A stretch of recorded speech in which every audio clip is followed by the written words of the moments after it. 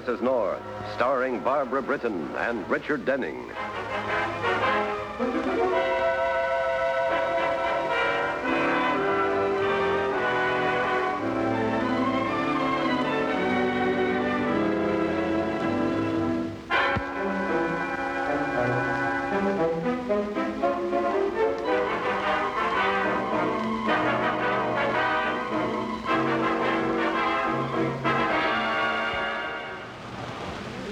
Ladies and gentlemen, I'm offered $40 for this urn. Do I hear 50?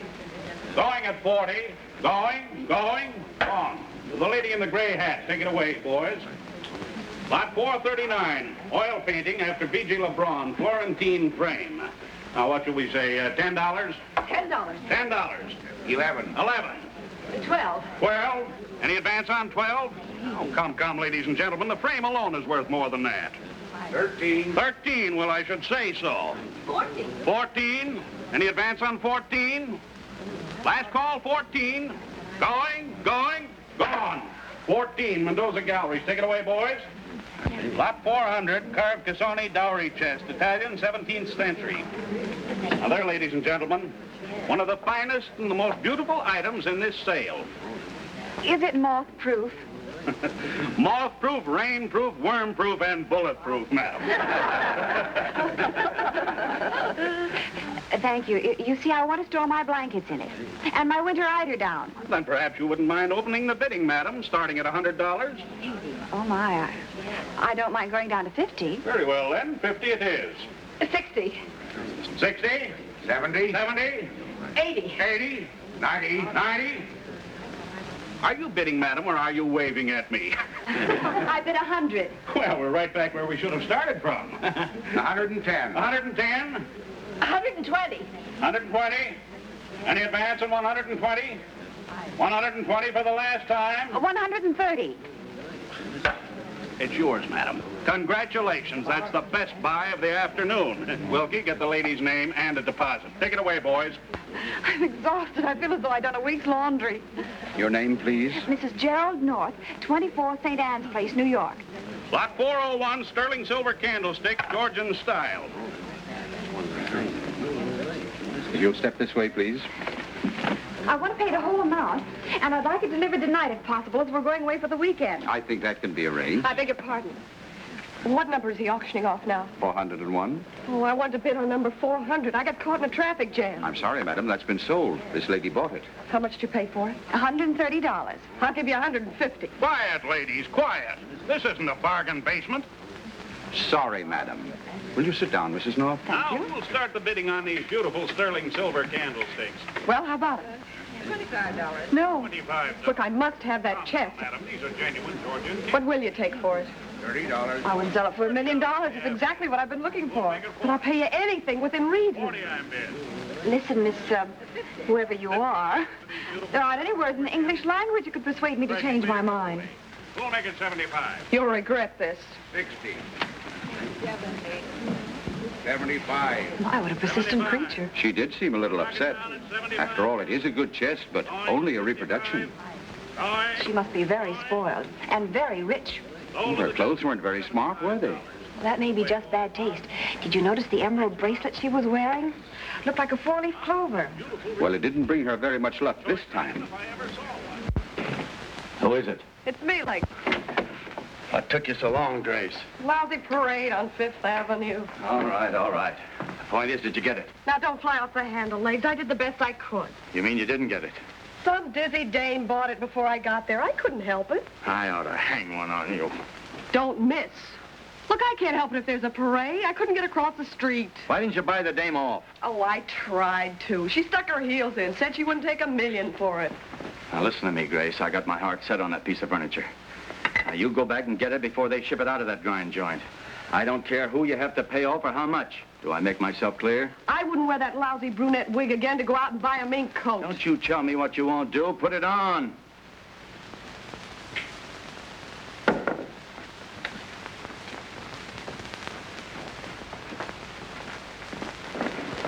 And this time you better come back with the goods, kid, or there'll be a second parade. Only you will be at the head of it, and a different kind of chest.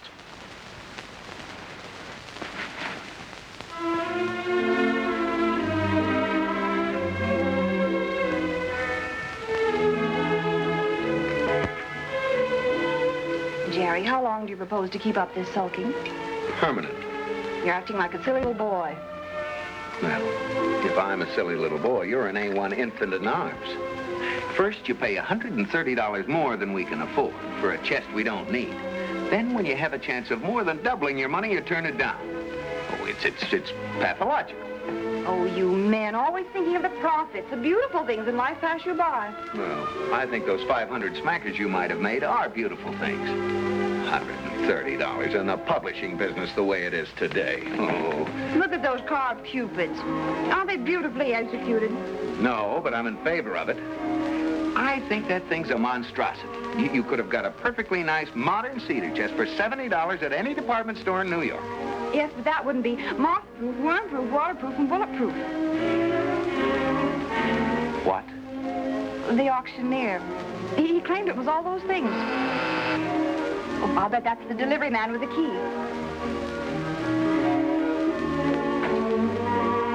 Proof. Thank you very much.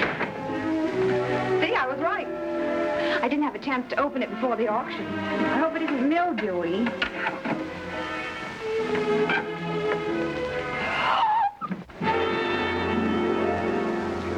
Bargain is obviously not body-proof, darling. Is she dead? Jerry, look, I think it's her. Who? The girl at the shop who made me the offer. It is.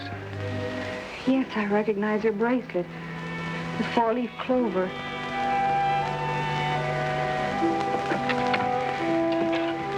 Poor creature. She must have wanted this chest pretty badly to pay for it with her life. Lieutenant Wagon, homicide. Right, back.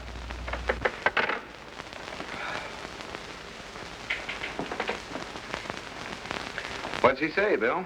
Grace Wilson was killed around 6:30. Someone gave her one blow on the back of the head with a heavy object.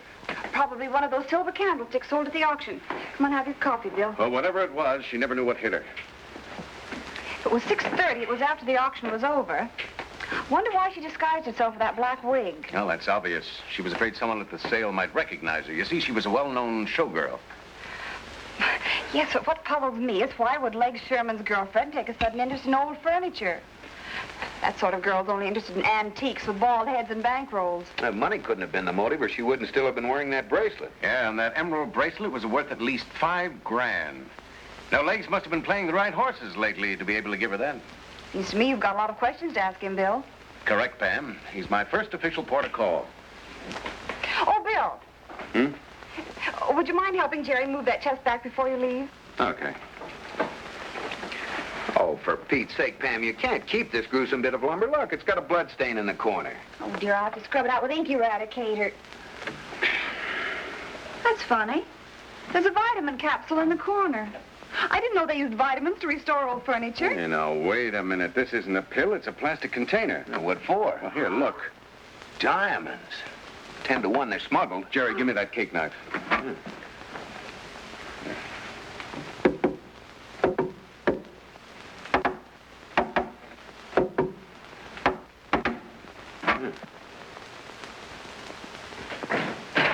Just as I thought, it's got a trick bottom.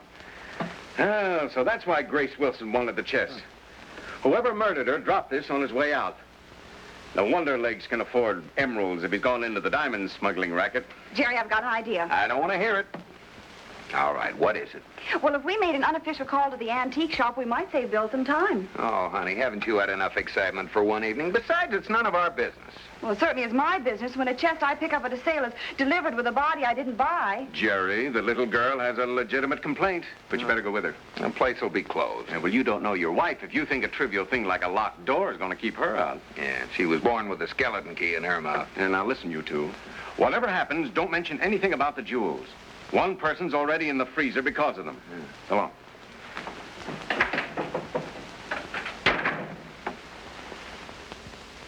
Mr. Stulik, it was a natural mistake. What's natural about it? Now look. One Cassoni chest from Casa Italia, Torino, to Henry Latimer, 5602 Park Avenue, New York City. But if you remember, sir, before you went away, you told me there were no special shipments expected until next week. This arrived on the Vulcania 4 days ago. After I'd signed for it, I put it in with the regular stuff for our monthly sale, as a matter of course. can't it be at this time of night? Did you leave the light on in the front of the shop? No, sir. Oh, well, then get rid of whoever it is. I'll call Latimer and see if I can make my peace. Can't lose my best customer.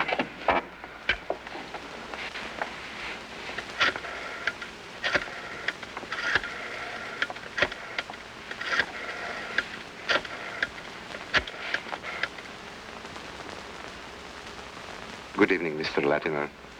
It's Stulik, about the Cassoni chest.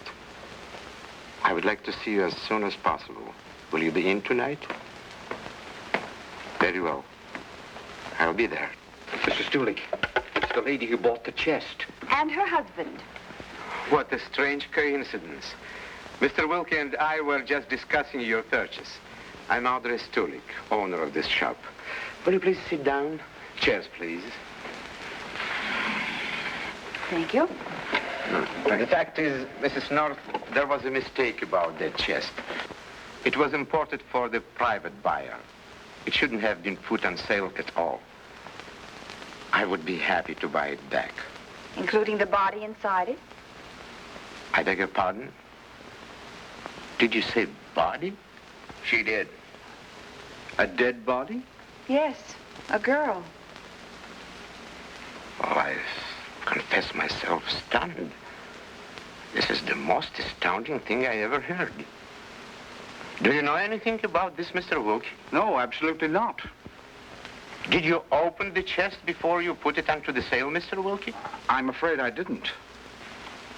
And it must have been done between the docks and delivery here. Oh, but that's quite impossible. You see, the corpse was alive this afternoon. You talked to her, Mr. Wilkie.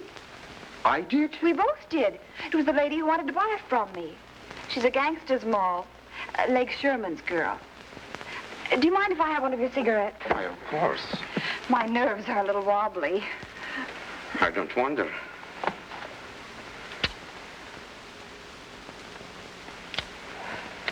What lovely cigarettes. They're French, aren't they? Yes. Gauloise Bleu. They always make me think of our honeymoon in Paris. Montmartre with its open-air cafes and funny little studios and the Rue de Rivoli and the Bois. Oh, for Pete's sake, Pam, stop talking like a travel folder. The point is, Mr. Stulik, we really came here to ask what compensation you're prepared to offer. For what? Involving us in this murder. But, my dear sir, I'm not involved. I've been attending a series of furniture sales in Boston. I returned here tonight, arriving at Grand Central at 7:05. By the time I got here, your chest had already left the premises. That is true. As far as I'm concerned, Mr. North, after the sale, I gave orders to the delivery man, and then I slipped out for a sandwich. When I returned, the chest was already on its way to you. Well, then I can see only one explanation. While Mr. Wilkie was having his sandwich, Grace Wilson must have sneaked in here through the back window, knocked herself on the head, and locked her own dead body in the chest. I don't think that rings quite true, dear, do you? Come along, darling. The police will probably be here any minute now. Oh, dear. Oh, what a lovely piece of airplane luggage. Much too light to carry on a train. Au revoir, Mr. Stulik. You'll be hearing from our lawyer. Good night.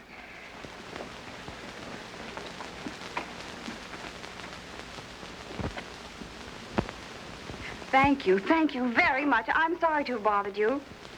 You're welcome. Darling, my hunch was right. I knew at the moment I spotted that sticker. A Mr. Stulik was a passenger on the 4 o'clock plane from Boston. He arrived at LaGuardia at 5:15. That gave him plenty of time to get to the shop around 6 when Mr. Wilkie was out to dinner. Well, that still doesn't make him the killer. Well, maybe not, but he might be involved with the smuggling. Maybe he and Leg Sherman were working together. Don't get so excited, darling. Come on, sit down and relax and have your drink. Nope, we're going out again. Oh, no. Where now? Well, while I was talking like a travel folder, I was really distracting Mr. Stulik and reading his order blank. There was an item there that said the Cassoni chest was for Mr. Henry Latimer, 5602 Park Avenue.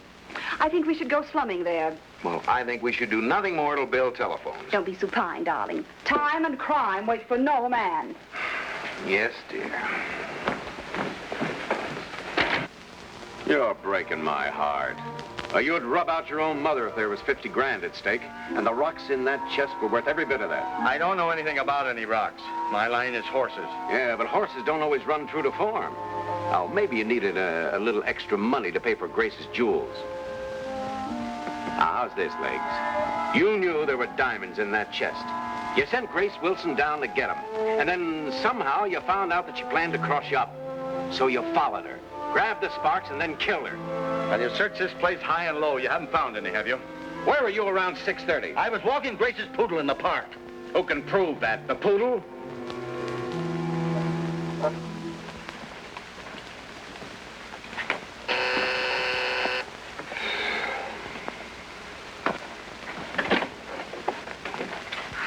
Good evening. Are you Mr. Latimer? I am. Our name is North. By mistake, we bought a Cassoni chest that was ordered for you. Oh, yes. Mr. Stulik phoned me about it. Do come in. My, what an enchanting room. What lovely things you have. Why, that's a genuine Canaletto, isn't it? You must be quite a connoisseur, Mrs. North. Yes, that came from the Duke of Abruzzes' collection. Oh, thrilling. But what staggers me, Mr. Latimer, is why you should want the Cassoni. The Cassoni's only a reproduction. I have a wicked sense of humor. And sometimes it amuses me to pass up a reproduction as genuine. Now, you are prepared to sell me the chest, aren't you? Well, if you don't mind it being a little soiled. You see, since my wife bought it, it's acquired a little stain on the inside. Yes, somebody carelessly parked a dead body in it. Indeed. How fabulous. Well, that makes me all the more anxious to buy it. Oh? Why? Well, I have a penchant for the macabre. Most of my treasures have sinister associations.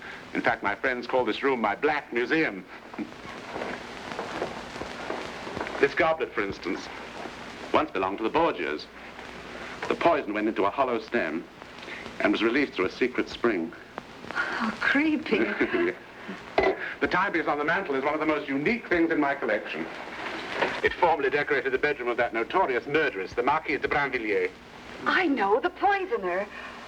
Oh, Jerry, isn't it horrible to think that this clock was actually ticking away while the Marquis writhed in agony from the brew she gave him? I don't know where you acquire so much useless information, darling. Does it still go, Mr. Latimer? Don't touch it. The mechanism is in perfect condition, but it is very delicate, and I allow no one to touch it but myself. Oh, yes, timepieces are very temperamental. I think watches are allergic to me. They always stop dead when I want to know the time. Now let us talk about your Italian chest. What are you prepared to take for it, Mr. North? Well, that's just the point. We don't know quite what to do.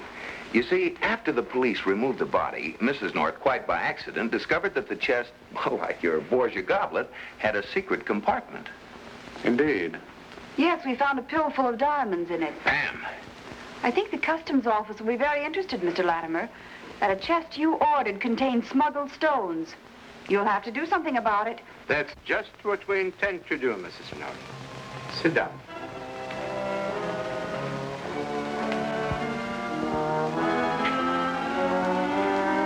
You do, Mr. North. You made a tragic mistake when you learned how to talk, Pam. Fool, I told you to stay out of sight. But they know about this stuff. Put that gun away. There's one corpse too many as it is. Please do tell me, which one of you is the murderer? Shut up. I echo that, Mr. Stulik. But I really am interested academically. Of course, you're the brains behind this syndicate, Mr. Latimer. Isn't it an awful strain on a man your age to be outwitting the law? You should retire and spend the rest of your life in a nice, quiet jail. I have no intention of going to jail, Mrs. North. It's not my fault if jewels were concealed in a chest meant for me. I had nothing to do with it. It's Mr. Stulik and his European associates who are responsible. You're not going to hide behind me, Latimer. Why not? That's what fronts are for, aren't they? This garrulous woman is not as dumb as she pretends to be. These two know too much. We've got to shut them up for good. And what do you plan to do with our bodies? Buy 2 more chests? You're quite right, Mr. North. Mr. Stulik is much too hasty. Now, I suggest we take you for a little trip on my yacht to discuss ways and means. Now, we've got no time for ocean voyages. Oh, thank goodness. I could never go yachting dressed like this. Some other time, Mr. Latimer. Really, if you'll excuse us, we must be going now. Stay where you are. We've got to do something this minute. The police are probably at my shop now. That idiot Wilkie will tell them the chest was ordered for you. Then they'll drive on here. Well, that clears up one point, Pam. Wilkie is innocent of this murder. Yes, Mr. Stulik, that's where you made your fatal error. You were too greedy. You should have cut Wilkie in on your racket. I think you stalled quite long enough for time, Mrs. North. You will go with Mr. Stulik to the service elevator. And this time, Andre, you have my permission to shoot if they try any tricks. Come on.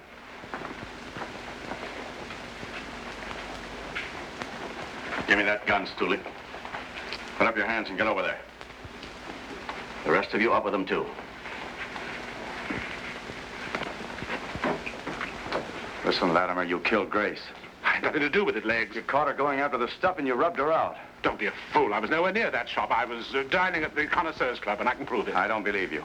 I think he's telling the truth. I don't know where you come in, lady, but keep out. Well, I know where you come in, though, Legs Sherman. I don't want to see you kill the wrong man. That gentleman is much more likely to have done it. You see, he has a false alibi for the time of the crime. My wife's quite right. He said he returned from Boston by train. He didn't. He arrived by plane and plenty of time to commit the murder. Don't shoot. Don't shoot. Good advice. We'll take care of your revenge for you by proxy. Thank goodness you're here, Bill. How did you happen to find us? We tailed Legs. No, it was quite an interesting conversation we overheard in the hallway. Very smart of you, Pan, to egg them on to fight amongst themselves. I gather you own the antique shop where the girl was killed. Take them away, boys.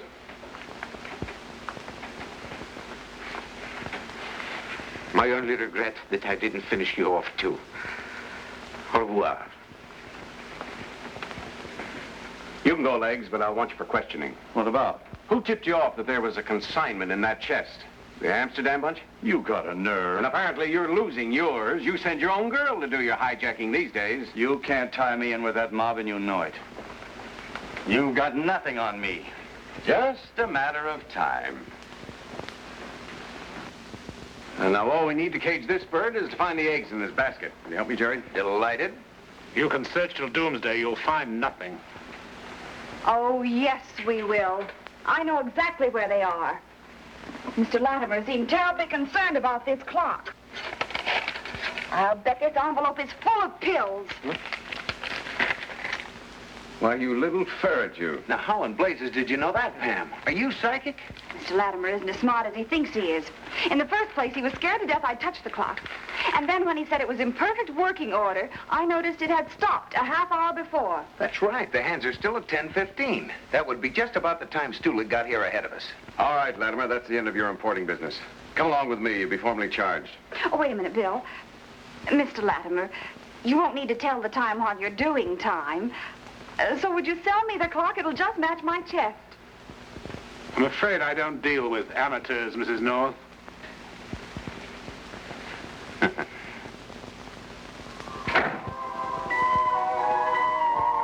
Jerry, I still think it was a good buy. Don't you? Even though it has given us sort of a nerve-wracking evening. Well, I can do without it.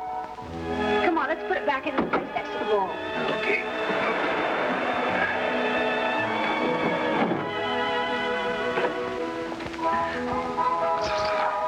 Jerry, I'm sure I heard something move in there. Oh, nonsense.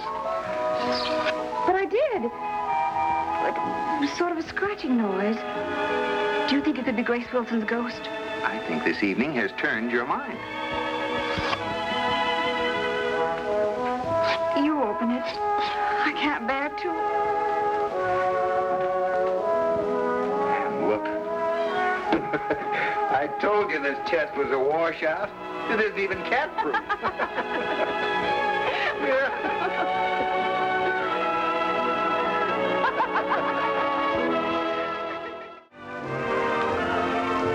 Mr. and Mrs. North is directed by Ralph Francis Murphy. A John W. Loveton production. Produced by Federal Telefilms. Starring Barbara Britton and Richard Denning, featuring Francis DeSales.